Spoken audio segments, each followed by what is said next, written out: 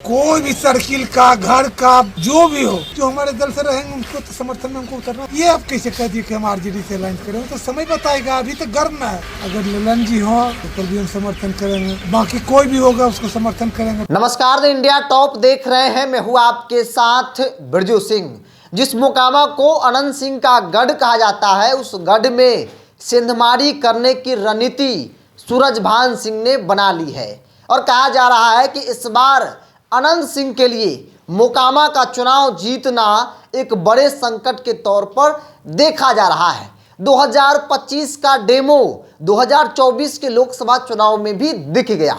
जिस इलाके को गढ़ कहा था, उस गढ़ में अनंत सिंह खुद बाहर रहते हुए ललन सिंह को लीड लोकसभा में नहीं करा पाए और 24 के परिणाम में ही 25 का परिणाम की स्थिति स्पष्ट हो गई थी। अब देखिए, सूरजभान सिंह ताल ठोक रहे हैं, न सिर्फ चुनाव की ताल ठोक रहे हैं, बल्कि सूरजभान सिंह यह कह रहे हैं कि अनंत सिंह को इस बार जीतने नहीं देंगे।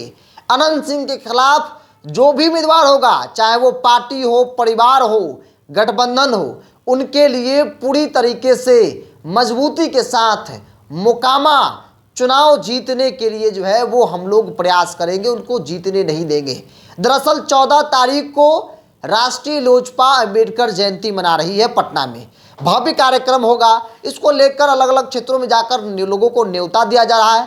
सूरजभान सिंह उर्फ दादा मोकामा पहुंचे, पंडारक, वहां पर लोगों को उन्होंने इस कार्यक्रम में आने के लिए न्योता दिया।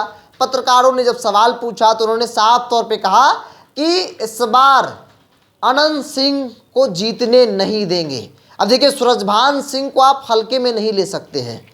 खास तौर पर जिन इलाकों में भूमिहारों की बड़ी आबादी है, वहां पर सूरजभान सिंह एक मजबूत स्तंभ के तौर पर जाने जाते हैं। चाहे कोई पार्टी गठबंधन हो, सूरजभान सिंह को इग्नोर नहीं कर सकता है। और राजनीतिक तौर पर ऐसा कहा जाता है कि भूमिहार लीडरशिप जो बिहार में है, उस लिस्ट में अगर सबसे पहला नाम किसी का बड़े नेता के तौर पर है तो वो नाम सूरजभान सिंह उर्फ दादा का है।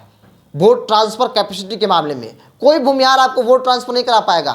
जात के नाम पर वो पार्टी के अंदर पद और सब कुछ लिए हुए हैं, लेकिन सूरजभान सिंह वो चेहरा है जो वोट ट्रांसफर कैपेसिटी उनके अंदर है। और यही बड़ी वजह मानी जा रही है कि मोकामा में इस बार मजबूती से लगे हैं।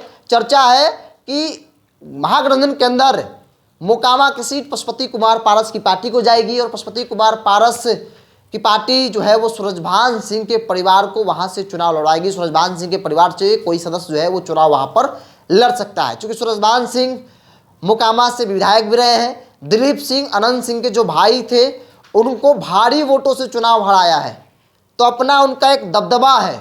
न सिर्फ मोकामा बल्कि मुंगेर, लखीसराय, बेगूसराय के राजनीति में वो एक मजबूत स्तंभ के तौर पर माने जाते हैं। और इस बार भी मोकामा में सूरजभान सिंह मजबूती के साथ लगे हुए हैं, क्योंकि इस बार की परिस्थिति बिल्कुल अलग है।